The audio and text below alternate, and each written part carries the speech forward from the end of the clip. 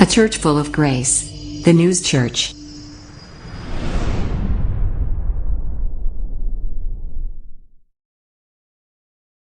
할렐루야. 살아계신 하나님의 말씀입니다. 우리 오늘 성경 본문의 말씀으로 나눌 은혜의 제목이 추수할 때입니다. 추수할 때입니다 라는 제목을 함께 은혜 나누실 때 큰 은혜가 임하시기를 축복합니다. 내일이 무슨 날이에요? 추석. 추석. 근데 추석 전 연휴. 근데 왜 우리나라가 외국과는 좀 달리 추석이라는 그 계절의 이 절기가 지켜질 때 우리는 명절로 지키잖아요. 그런데 그 추석이 사실은 열매가 한참 익어갈 때예요. 외국의 그 추수감사절이나 이런 거를 보면 모든 곡식을 다 걷어놓고 난 그 이후에 풍성함을 만끽하면서 우리가 어떤 감사를 하나님 앞에 땡스기빙 하면서 드리는 거란 말이에요. 그런데 우리나라는 왜 유독 추석이라고 하는 날이 추수는커녕 이제 열매가 한참 무르익고 그거 떨어지지 않게끔 막 관리하면서 조금 지나서 이제 그걸 열매를 거둘 때 뭐 곡식도 베고 뭐 열매도 따고 할 그럴 때 왜 추석이라는 게 정해졌을까? 좀 의아하지 않을까요? 아직 거두지 않았는데 뭔가 풍성함을 누리고 감사하다라고 하기는 조금 이르지 않을까? 왜 그럴까요? 기독교가 외국에서 온 거라서? 자, 그게 이유가 뭘까를 제가 한번 좀 알아봤어요. 알아봤더니 우리의 믿음의 조상이 아닌 그 우리의 조상들이 얼마나 지혜가 있었냐면 1년 동안 열심히 곡식을 가꾸고 열매를 가꾸고 그 소출이 나오기 직전에 그동안 한여름에 막 수고 땀 흘리고 애쓰고 했던 수고에 좀 우리가 첫 소출을 좀 먹어가면서 힘을 얻고 나머지 마무리를 잘하자라고 하는 의미에서 이 추석이라는 명절을 만들어냈다라고 합니다. 참 지혜가 있죠. 지쳐갈 때쯤 돼서 힘을 얻고 새 힘을 얻어서 나머지 마무리도 한 해의 마무리도 잘하자라는 의미에서 추석이라는 명절을 보냈다고 합니다. 그렇게 따진다 그러면 믿음의 선조가 아닌 우리의 선조들은 먹는 양식, 자연으로부터 소출을 얻는 것으로 힘을 얻겠다라고 이야기를 했죠. 그래서 절기를 추석이라고 만들었는데 우리 믿음의 사람들은 물론 세상 것도 중요합니다. 그러나 그 세상 것을 누가 주셨어요? 누가 만드셨어요? 우리에게 그 모든 풍성함을 허락하신 분도 하나님 한 분이시잖아요. 그 하나님께 힘을 얻기 위해서 추수감사절을 드리는 거예요. 그래서 11월 넷째 주입니다. 사람들이 나이를 먹으면요, 물론 이제 저도 내일 모레 이제 환갑이거든요.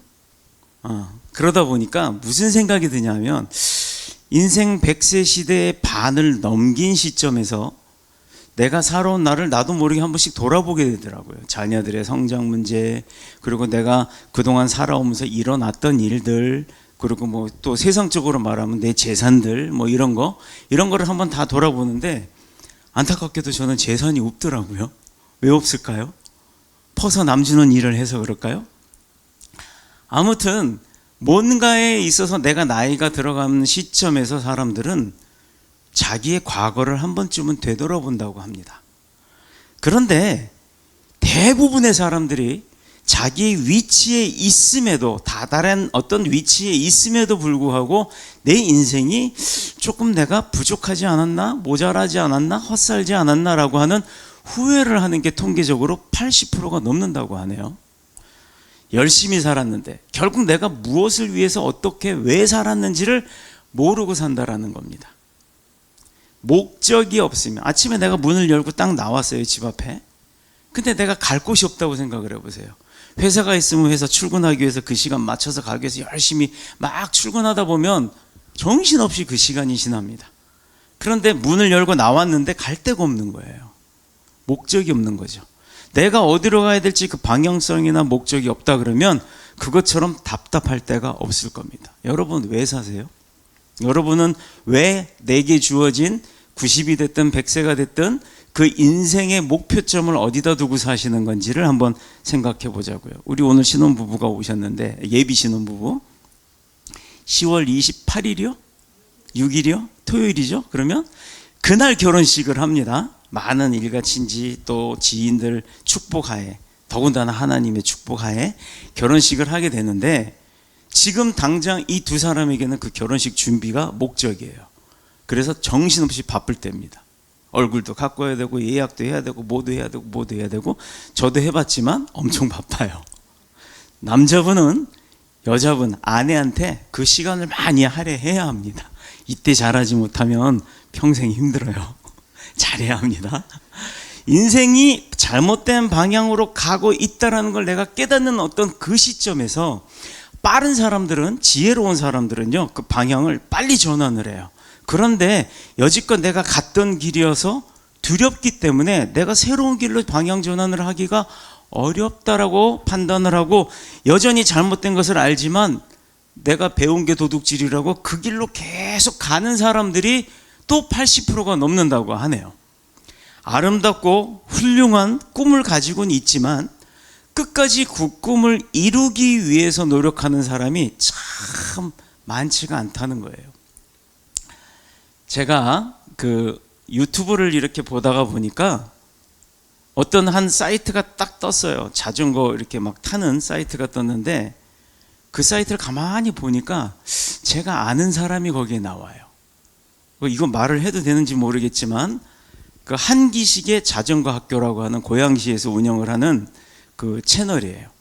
근데 그 한기식이라는 사람이 누구냐면 제 고등학교 바로 짝꿍이었습니다. 그러면 동갑내기가 돼야 되는데, 사실 그 친구가 좀 일찍 학교를 들어왔기 때문에 저보다 한 살이 어려요. 그런데 그 영상을 지금 딱 보다가 보니까 기절을 할 뻔했어요. 같이 서 있으면 누가 봐도 형님이라고 얘기할 정도로 얼굴이 말이 아니더라고요. 나이도 많이 들어 보이고, 물론 또 살도 많이 쪘지만, 이 친구가 어떤 친구냐, 동국대학교 체대를 합격을 했고 저는 한양대를 갔지만 그때부터 이제 갈라졌어요. 못 만났어요. 이 친구는 철인 3종 경기의 그 1인자입니다. 대한민국에서 아주 유명한 친구였어요. 근데 그렇게 건강한 체력을 가졌던 친구가 지금은 자전거 학교, 여전히 그 생활체육과 관련된 일을 생업으로 하고 있습니다. 자신이 좋아했던 그 운동에 관련된 일을 목표점을 두고 평생을 그 일만 한 거예요. 그런데 이 친구가 그 영상 가운데 어떤 내용이 하나가 나오는데, 자기의 인생에 있어서 그걸 만족하지 못한다라는 내용의 이야기를 그 유튜브에 올려놨더라고요. 왜일까? 왜 내가 평생 추구해왔던 그 체육 생활인으로서의 삶을 이제 와서는 후회를 할까? 한 번쯤은 그 친구를 좀 만나봐야겠다는 생각이 있어서 명절 이후에 한번 일산 쪽을 방문할 계획입니다. 학교 때 기억으로는 굉장히 예배도 열심히 나갔던 친구고, 또 운동을 정말 밥 먹는 것보다도 좋아했던 친구예요. 그래서 건강할 줄 알았는데 건강해 보이지가 않아요. 이 친구의 목표점을, 지금 방향의 전환점을 가져야 되지 않을까 하는 그런 생각이 좀 들었습니다. 자, 우리가 끝까지 그 꿈을 이루기 위해서 노력을 하는데 그 꿈을 이루는 사람이 별로 없어요. 왜냐하면 저도 이제 예를 들어서 어렸을 때 엄마가 그 얘기를 해요. 넌 이 다음에 뭐가 되고 싶어? 난 대통령 될 거야. 그땐 대통령이 최고인 줄 알았거든요. 지금은 대통령 된다고 하는 아이들이 없어요. 감옥 가니까. 그러면 지금은 대통령이 되겠다고 했던 친구가 제가 성장하면서 그 꿈이 바뀝니다. 아마 다들 경험하셨을 거예요. 이렇게 자기의 꿈을 처음부터 끝까지 이루는 사람은 단 1%도 안 된다라고 하는 통계가 있습니다. 자, 그 가운데 역사적으로 정말 누가 봐도 너무 훌륭한 사람인데, 그래서 그 사람의 일생은 대단할 거라고 생각을 합니다. 그 사람의 일생이 감동과 은혜가 넘칠 거라고 생각을 하기도 하죠. 그리고 그 사람의 삶은 막 베푸는 삶, 나누는 삶, 증거하는 삶이었어요. 가장 중요한 사실 한 가지, 제대로 깨닫지 못한다 그러면 그 삶이 나중에는 후회를 한다라는 겁니다. 그 중요한 사실이 뭐냐? 내가 어디서부터 왔고 어디로 가야 할 그 목표점을 못 찾을 때 결국은 방황을 할 수밖에 없다라는 거예요. 여러분, 오늘 우리 교회 또 장례가 있어서 경남 거창이죠, 장례식장이 이제 오늘 예배 후에 또 거길 내려가야 합니다. 그런데 한번 생각을 해볼까요? 내 인생의 막을 내리고 마무리를 할 때 나는 천국 갈 거야라고 하는 확신이 있는 분들의 그 사후의 얼굴 표정과 내가 어디로 갈지 모르고 평생 나만 믿어, 내 재력만 믿어, 내 능력만 믿어, 내 권력만 믿어 했던 사람이 돌아가시고 났을 때 그 얼굴 표정은요, 완전히 하늘과 땅 차이예요. 많은 장례를 집례하고 예배를 드렸지만 어떤 분은 믿는 분의 부모님이 돌아가셨지만 안 믿는 가정일 경우도 있고, 또 어떤 분은 그 가정이 믿는 가정일 때도 있습니다. 그래서 가보면 확연하게 그 염할 때의 모습은 차이가 있다라는 겁니다. 확신이 있는 분들은요, 이분이 돌아가셨나 싶을 정도예요. 이렇게 툭 깨우면 왜 깨워 하고 일어날 정도로 그렇게 느껴질 정도로 평안한 얼굴입니다. 그런데 믿지 않고 돌아가신 분들은요, 심지어 눈도 못 감고 돌아가시는 분들이 많아요. 염사가 계속 눈을 감겨도 안 감기는 경우도 있습니다. 왜 이런 무서운 이야기를 하느냐? 오늘 요한계시록의 말씀이 그거기 때문에 그래요. 우리가 너무나도 잘 알고 있는 슈바이처 박사라고 있어요. 슈바이처 박사, 알베르트 슈바이처 박사는 문학이나 철학자로서 알려져 있습니다. 과학자로도 알려져 있고 의사로도 알려져 있죠. 근데 이분이 신학자였다는 건 여러분 아세요? 또한 음악가로서 어떤 길을 걸어가도 당대 최고의 인기, 최고의 위치를 가졌던 사람이 슈바이처 박사입니다. 80세의 노년의 몸에도 불구하고 아프리카 오지에 선교를 가서 그들에게 의료봉사를 하고 문명을 전했던 일을 했죠. 마지막까지 그는 한센 병원을 세워서, 한센 병자들을 위한 한센 병원을 세워서 그 땀 한 방울 이렇게 막 흐르는 땀을 닦아낼 여력도 없을 정도로 정말 바쁘게 섬김의 삶을 살았습니다. 그럼 여기까지만 딱 보면 신학자로서, 믿음의 사람으로서, 크리스찬의 백성으로서, 하나님의 백성으로서 잘 살았다고 볼 수가 있잖아요. 근데 한 가지가 잘못됐어요. 그 한 가지가 잘못됨으로 인해 이분의 평가는, 업적은 남아있지만 평가는 좋지가 않습니다. 자, 이 병동을 짓는 공사의 비용조차도 자기가 받은 노벨상에 모든 재정을 갖다 다 부었단 말이에요. 정말 열심히, 정말 잘했어요. 그런데 무수하게 잘했지만 이분이 평가가 잘못됐다라고 평가받는 것은 뭐냐면 아주 치명적인 결함사항이 있었던 겁니다. 잘 들어보세요. 신학자였음에도 불구하고 성경 해석이 틀렸다라는 겁니다. 하나님의 아들 예수 그리스도를 말할 때 우리는 하나님의 아들 예수 그리스도가 어떤 분이에요? 우리의 구세주, 그렇게 믿잖아요. 메시아라고 믿습니다.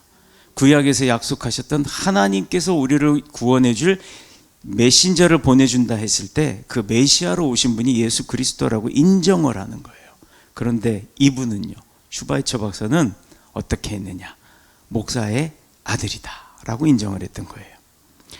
예수는 생각하기를 자신이 일정하게 정해진 코스로 나간다.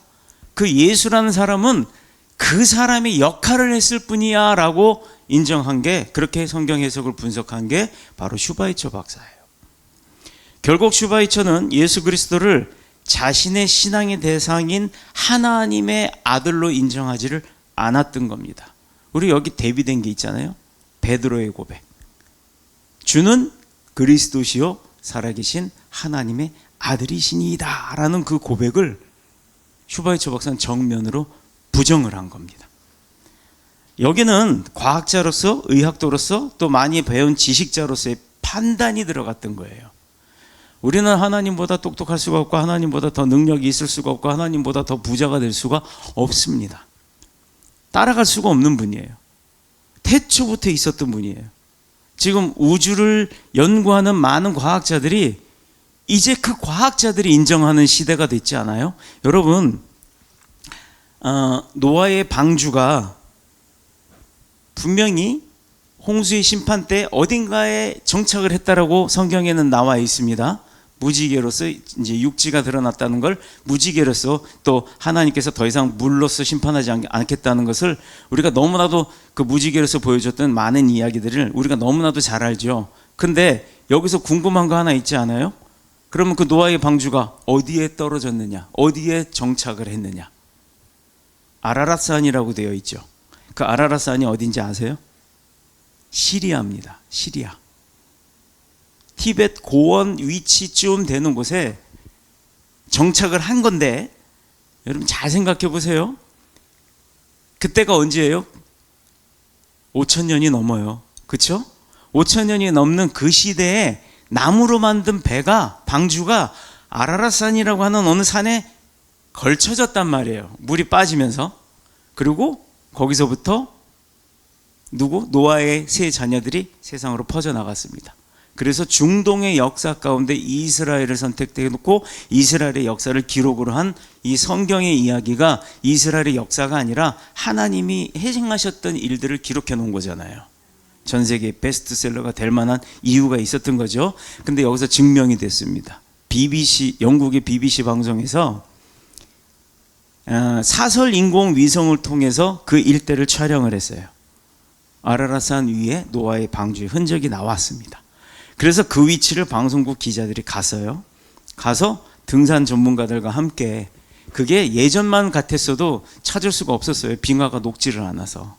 근데 지금 빙하가 녹다 보니까, 그건 제가 하는 얘기가 아니라 BBC 방송에서 나온 이야기고 실제로 가서 촬영을 해놓은 겁니다. 기자단들이 그 위치에 가서 배처럼 생기는 어떤 땅들을 파서 들어가다 보니까 그 안에서 나무 목조의 구조물이 나왔고, 그 나무의 기둥 하나를 어렵게 뜯어갖고 와서 탄소연대 측정법인가요? 그걸로 측정을 해봤어요. 과학자들이, 고고학자들이. 5,600년 전 나무랍니다. 증명되지 않았나요? 과학으로 증명이 됐어요.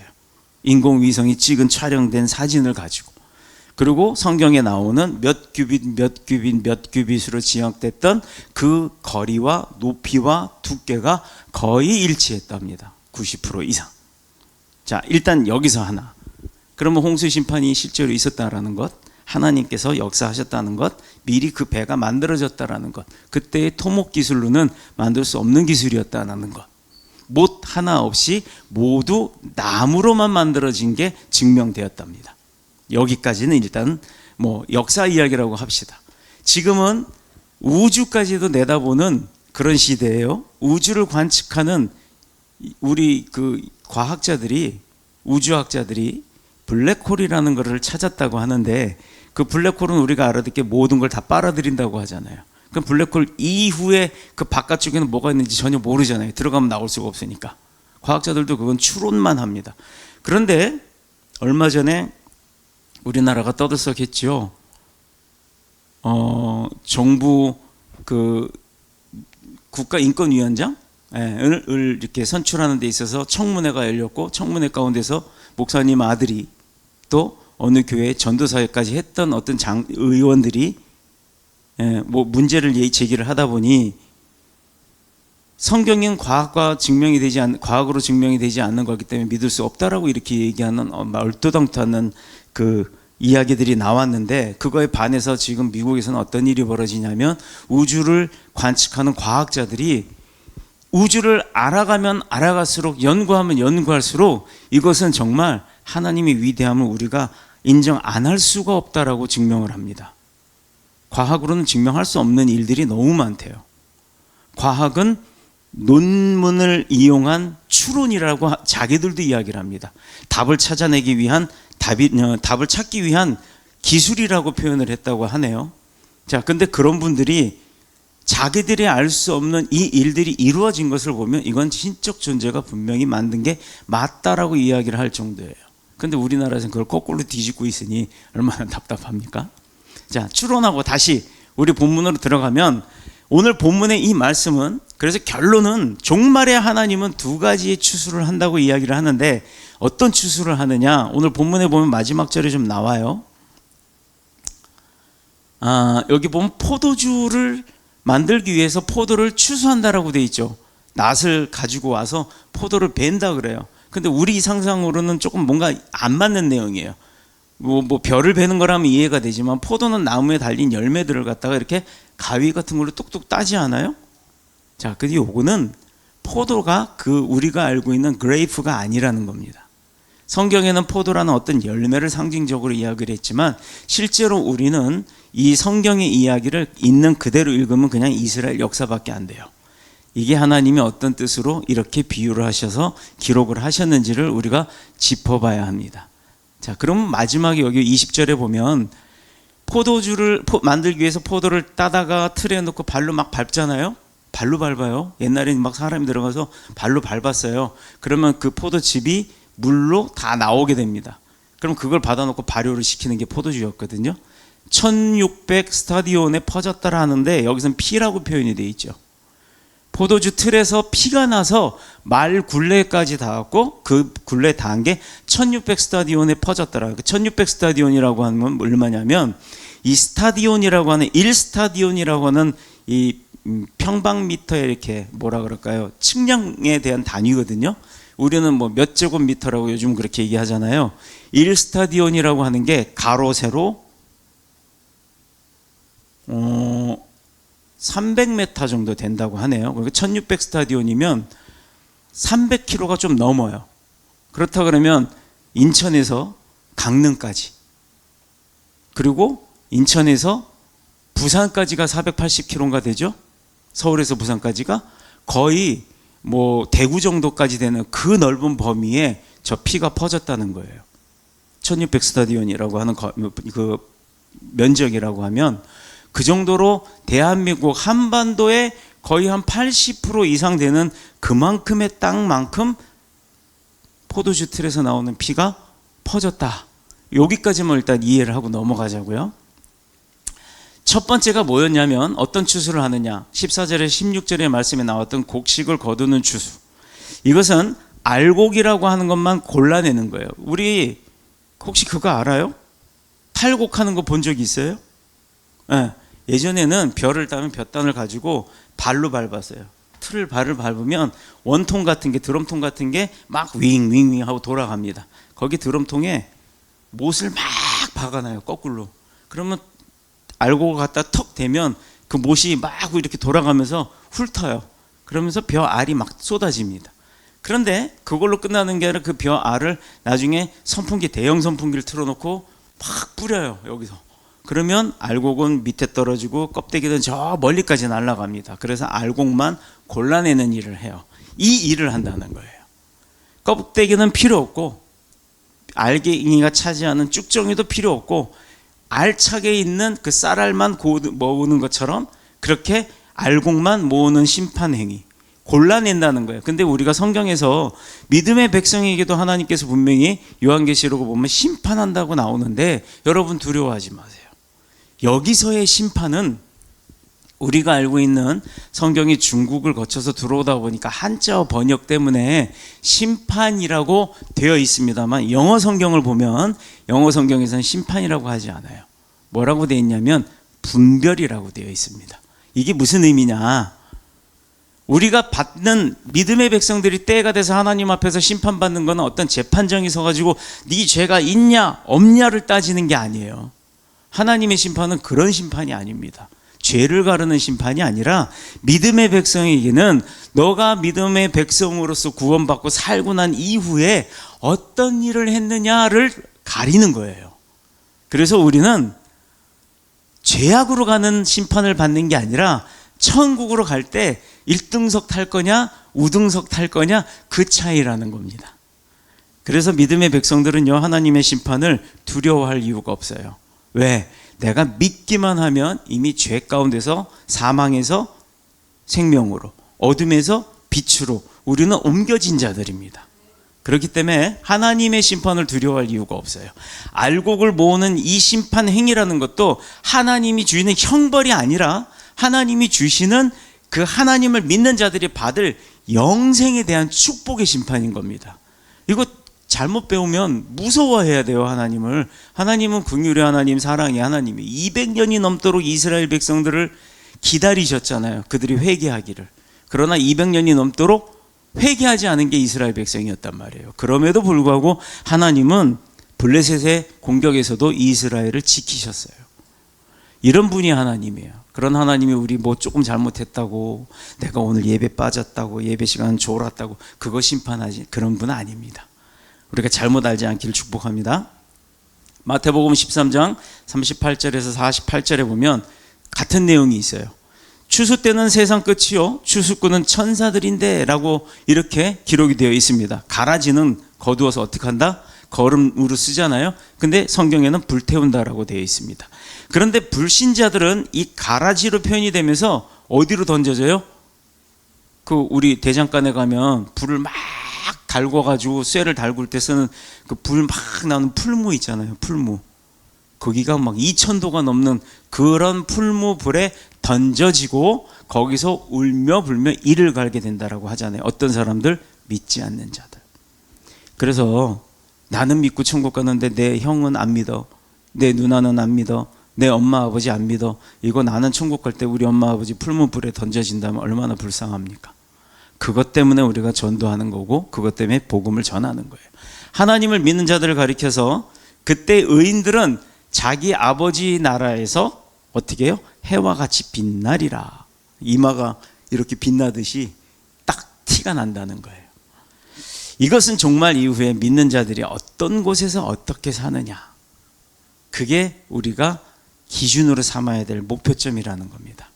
여러분, 어떤 종교든 또 믿지 않는 사람들조차도요, 자기가 어려운 일을 당할 때 한탄을 할 때 꼭 하늘을 봐요.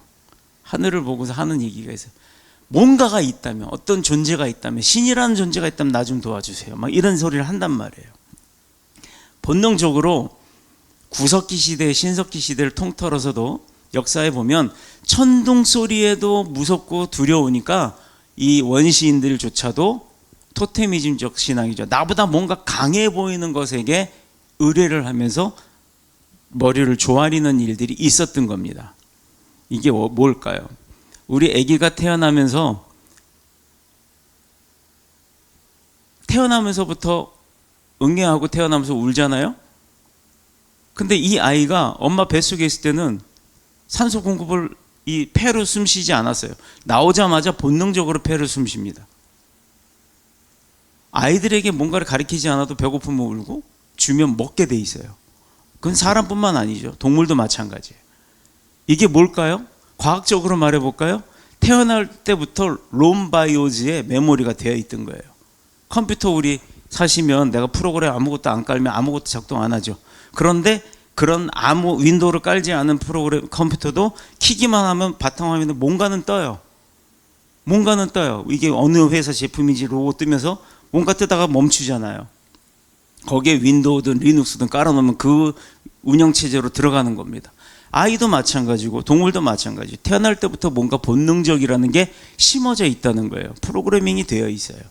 제가 프로그래머 출신이라 이런 얘기를 하는데, 사람도 태어날 때부터 뭔가 엄마 아빠의 유전자를 받으면서 과학적으로 증명할 수는 없지만 입력된 기본적인 루틴은 있다라는 겁니다. 근데 그건 누가 만들었을까? 이거 증명해보라 그랬더니 의사도 과학자도 인류학자도 증명 못하는 거예요. 그거 성경에서 증명해요. 흙으로 빚고 나서 뭐 하셨다고요? 생명을 불어 넣으셨다고 하잖아요. 그게 프로그램이 하셨다는 거예요. 너는 남자로, 너는 여자로. 그리고 그 아이가 태어나면서도 이미 하나님의 백성으로서 선정된 아이들은 하나님께서 쓰시려고 하는 계획이 있다라는 거죠. 그 계획을 벗어나서 사니까 힘든 거예요. 그렇다 그러면 힘들지 않게 사는 방법은 딱 나왔죠. 하나님 앞에 매달리면 돼요. 하나님 앞에 와서 내가 어떻게 살아야 돼요? 내가 수학을 해야 돼요? 영어를 해야 돼요? 모르잖아요. 모든 게 확실하게 보여주는 건 뭐였냐면, 추수 때에 하나님께서 알곡을 거르시는 것, 가라지를 걸어내는 것처럼, 알곡만 골라내는 것처럼 우리가 어떤 모습으로 살아서 어떻게 영생을 누리는가, 이게 중요한 겁니다. 우리가 이 땅에서 사는 건 다 똑같아요. 자기에게 주어진 생명 몇 년인지 몰라도 삽니다. 그러나 그 사는 동안에 아침, 점심, 저녁 먹고 피곤하면 잠자고 아프면 약 먹고 똑같아요. 누구나 다 똑같습니다. 똑같이 주어진 시간, 똑같은 시간들이에요. 똑같은 삶이고, 단지 내가 사는 삶이 누구는 펜트하우스에 살고 누구는 월세집에 살고 이런 차이일 뿐이에요. 그게 죄가 되는 거 아닙니다. 불편할 뿐이죠. 그래서 내가 그런 불편함이 있다 할지라도 하나님을 믿는 백성으로서 사는 건 자부심을 갖고 살아야 될 줄로 믿습니다. 왜냐하면 이후의 영생이 더 오랜 시간이 기다리고 있기 때문이에요. 그래서 이걸 아는 분들이 돌아가실 때 보면 얼굴이 평안한 겁니다. 하나는 알곡을 걸러내는 추수법이라고 했죠. 그럼 두 번째는 뭐냐? 두 번째 추수법은 우리가 받을 심판은 행위에 대한 심판이라는 거예요. 하나는 알곡을 걸러내고 두 번째는 어떤 행위를 하고 살았느냐를 걸러내신다는 게 이게 심판이라는 거예요. 12절에 기록된 대로 성도들의 인내가 여기 있나니 그들은 하나님의 계명과 예수에 대한 믿음을 지키는 자니라 라고 되어 있어요. 여기서 예수 믿음이라는 게 뭘까? 여러분 믿음이 뭐예요? 원래 우리 교인들은 믿음이 뭐예요 하면 답이 탁 나왔어요. 근데 대부분 지금 돌아가시고 또 지방에 계신 분들은 추석 때라 아예 예배도 안 나오고 믿음이라는 거는요, 뭔가를 내가 이 국어사전적으로 보면 어떤 실질적인 존재나 가치를 내가 인정하는 게 믿음이라고 되어 있습니다. 그러나 우리가 성경적으로 말하는 그 믿음이라는 거는요, 과거의 내 모습에서 예수 그리스도를 만나고 나서 그분이 행위 뭐 이런 역사적 기록들을 내가 믿기 때문에 그 이후에 내가 과거의 모습에서 바뀌는 거예요. 변화되는 것. 예전에 내 험악한 삶에서 지금의 믿음의 삶으로, 또 예전에 내 과거에 믿지 않던 삶에서 지금 내가 하나님을 따라가는 삶으로, 순종의 삶으로, 이렇게 뭔가가 위치가 바뀌어서 지는 것, 변화되는 것을 믿음이라고 하거든요.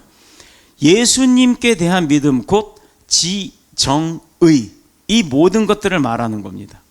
예수를 알기 전에 내 모습에서 예수 그리스도를 알고 난 이후에 내 모습으로 바뀐 것, 사도 바울이 바뀐 것처럼요.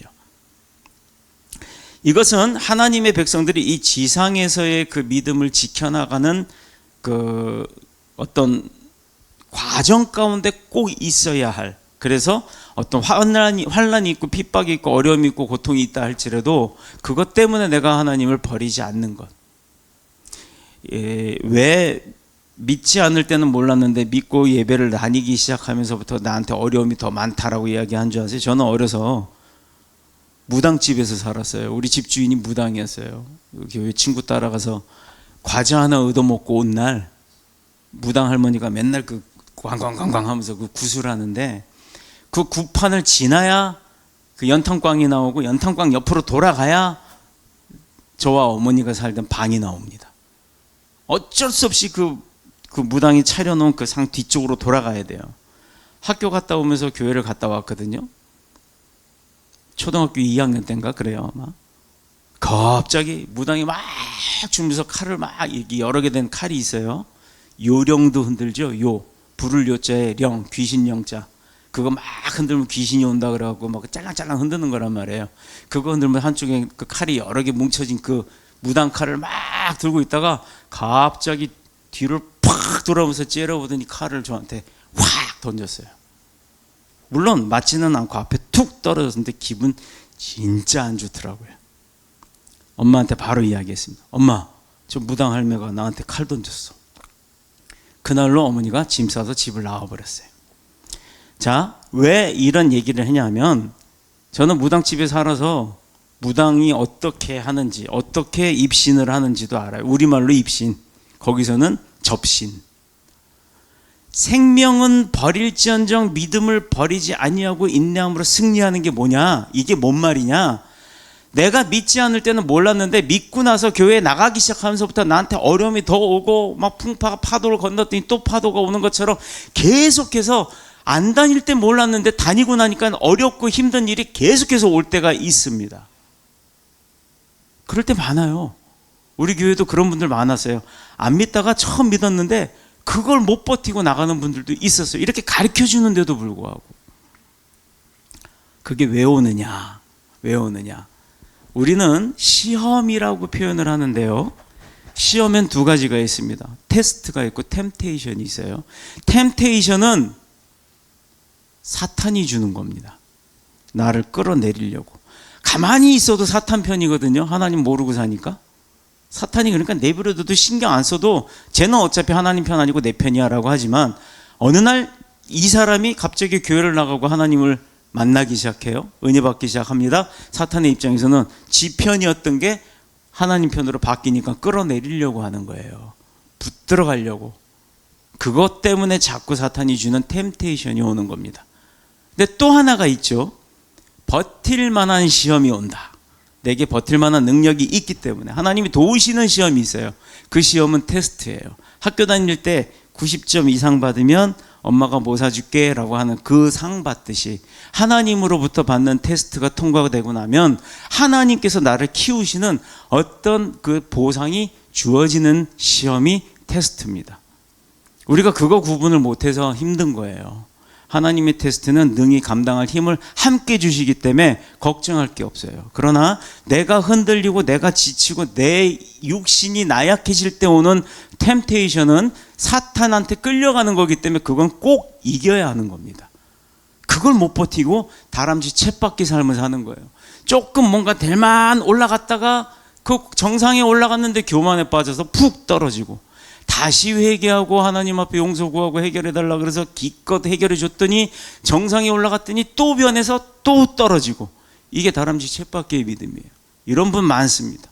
그거를 이겨내야 성장하는 거예요. 자, 우리 이제 신혼 부부들도 결혼을 하면 분명히 그런 일들이 많아요. 믿음 말고 부부간에도 믿음이 필요합니다. 부부간에도 믿음이 필요하고 그 믿음이 깨어지는 일이 없도록 노력해야 돼요. 근데 그 노력은 뭐 하는 거냐면 사랑이 뭔지 아세요? 에로스 말고 아가페 말고 필로스에 대한 그 사랑은 뭐가 필요한 줄 아세요? 신뢰가 가장 기본이고 그 신뢰의 기본은 뭘 바라면 안 돼요. 상대에게 바라면 실망이 옵니다. 더 잘하실 거예요. 지금은 막 눈만 쳐다보다 하트만 뿅뿅 나오지만 그 하트가 어느 순간에 빨간색에서 점점 파랗게 변해갈 때가 있을 거예요. 그때도 바라지 않으면 그 파래져 가던 그 하트가 다시 빨개집니다. 심장이 뛰거든요. 계속 이렇게 눈만 봐도 심장이 뛰어야 돼요. 몇십 년이 지나도. 그게 사랑입니다. 그래서 그 사랑의 목적은 내가 상대에게 나 몸이 지금 힘드니까 설거지 좀 해줬으면 하는 그런 거 바라지 마세요. 그런데 몸이 아프면 당연히 남편이라도 설거지를 해주게 돼요. 그게 사랑입니다. 바라지 않아도 해줄 수 있는 것, 그게 사랑이고, 부부는 평생 저 사람이 뭐가 필요한지를 내가 먼저 생각하고 사는 거예요. 근데 우리가 그걸 믿음으로 바꿔봐요. 대상을 내 아내, 내 남편이 아니라 하나님한테. 하나님이 나한테 뭘 바라실 것 같아요? 나는 하나님한테 뭘 바라죠? 나 하나님 우리 신혼부부인데 이번에 멋진 집 당첨되게 해주세요. 바랄 수 있어요. 필요한 거니까. 하나님 우리 남편 직장에서 승진하게 해주세요. 바랄 수 있어요. 하나님한테 우리가 필요한 거니까. 하나님 능력자니까 그런 거 바랄 수 있어요. 괜찮아요. 그런데 그렇다 그러면 하나님은 나한테 뭘 바랄까? 우리가 그거 한번 생각해 보자고요. 그게 사랑이에요. 내가 드릴 수 있는 하나님 앞에 사랑. 하나님은 다른 거 없어요. 우리 할아버지 할머니 다 있을 거예요. 할아버지 할머니가 우리 손주들한테 뭘 바래요? 재롱 바라죠. 재롱. 하나님 앞에 찬양할 때 춤추는 거예요. 신나게 내가 할 수 있는 최선의 악기를 다 다뤄서. 저도 잘 못하지만 드럼 쳐가면서 막 찬양하잖아요. 바로 그겁니다. 할아버지 할머니 앞에 손주 손녀들이 와가지고 재롱 피우는 것, 그리고 할머니 할아버지들이 이야기를 들어주는 것, 대화하는 거를 굉장히 좋아하세요. 거기다가 능력되면 용돈 드리는 것도 좋아합니다. 근데 하나님은 돈이 필요하신 분이 아니잖아요. 하나님 앞에 우리가 뭘 드릴 수 있느냐? 내가 드릴 수 있는 시간이에요.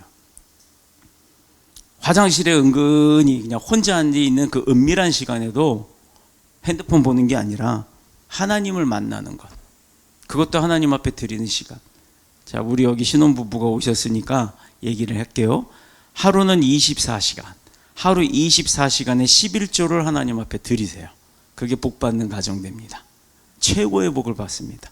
하루 24시간에 10분의 1이면 3시간이에요. 2시간 반. 2시간 반을 기도를 하든 성경을 보든 말씀 묵상을 하든 아니면 뭐 성경책을 보든 아니면 또 성경에 관련된 어떤 이야기 드라마들을 듣든 이런 시간으로 하나님 앞에 꼭 하루에 2시간 반을 드리는 삶을 사시기를 축복합니다. 왜 그러느냐? 소아시아 사도 바울이 선교 여행을 했던 소아시아에 7교회가 있었죠. 그 7교회에 딱 한마디밖에 안 했어요. 사도 바울은 뭐 했냐? 네가 죽도록 충성하라. 근데 그 충성하라 그러면 뭔가 교회 가서 열심히 일을 해야 되고 출석도 한 번도 안 빠지고 열심히 해야 되고 이렇게 느껴지는데, 사도 바울이 말하는 충성은 그게 아니에요. 여러분, 교회는 납니다. 이 건물이 아니에요. 여긴 예배당이에요. 우리가 분명히 알아야 될 건 멋들어진 몇십억 몇백억짜리 건물이 교회가 아니라 우리가 모여서 예배하는 그 자리, 그게 내 주방이 됐든 화장실이 됐든 하나님을 내가 모시고 예배하는 그 자리, 거기가 교회인 거예요. 내가 교회란 얘기예요. 그러니 내가 삶이 어때야 됩니까? 자꾸 하나님이 없는 분이 아니라 지금도 창피하지만 나 목욕하는 모습도 보고 계시고, 나 화장실에서 일 보는 것도 다 보고 계시고, 심지어 어딘가 앉아서 코를 파고 있어도 그거 하나님은 다 보고 계시는 거예요. 그러니 우리가 삶에 있어서 머릿속에서 잊지 말아야 할 건 하나님은 항상 내 옆에 계시다라는 걸 인정하는 겁니다. 그 인정할 때 하나님이 내가 무단횡단하면 나 늦었는데 돌아가면 5분 늦을 텐데 그냥 아무도 없으니까 건너가, 이거를 하나님이 보고 계시다 그러면 못 건너가요. 건너가다 사고 나가는 것보다 돌아가는 게 낫습니다. 바로 그런 거예요. 기준점을 하나님 앞에 두시는 삶을 사시기를 축복합니다. 자, 이제 마지막입니다. 하나님 앞에 거두서서 마지막 곡식입니다 라고 이렇게 성경에 표현이 되어 있어요. 그때 누가복음 23장 30절에 뭐라고 이 답이 나오냐면, 그때 사람이 산들에 대하여 물이 위에 무너지라 하며 작은 산들에 대하여 우리를 덮으라 하리라. 이게 생뚱같이 무슨 말일까? 산들이 우리 위에서 무너지고 우리를 덮어버린대요. 즉 요즘 말로 말하면 그 장마 때 뭐 무너져요? 산사태 나는 거예요. 거기에 내가 묻혀버리는 거예요. 이거를 기도하고 있어요. 이게 뭔 뜻일까? 하나님에 대하여 불의한 자들에 대한 진노가 마지막 20절에 표현된 겁니다. 성 밖에서 그들이 틀에 밟히니 틀에서 피가 나요. 자, 우리는 포도주로 표현이 됐지만 포도주 안에 들어간 포도 알갱이 하나하나가 믿지 않는 자들의 심판 대상이라는 거죠. 그렇게 해서 발로 막 밟혀요. 그러면 포도즙이 흘러나온다고 했잖아요. 근데 그게 피란 말이에요. 그 피가 나서 어디까지요? 1600 스타디온에, 대한민국의 한반도를 거의 다 덮을 정도의 피가 쏟아졌다면 얼마나 많은 사람들이 심판을 받게 될 것인가. 요한계시록에 이미 사도 요한한테 하나님이 보여주신 거예요. 저 1600 스타디온에 내 가족 형제들이 있지 않기를 축복합니다. 이래서 우리가 복음을 전해야 돼요. 복음을 제대로 믿지 않더라도 하나님의 구원의 백성의 자리로는 옮겨와야 하는 거예요. 이게 교회가 할 일이고, 건물진 교회가 아니라 지금 말씀드린 교회는 나 자신을 이야기하는 겁니다. 그래서 모두가 이렇게 하나님의 뜻 안에 복음을 증거하는 삶을 사시기를 그리스도 예수님의 이름으로 축복합니다. 축원합니다. 기도하겠습니다.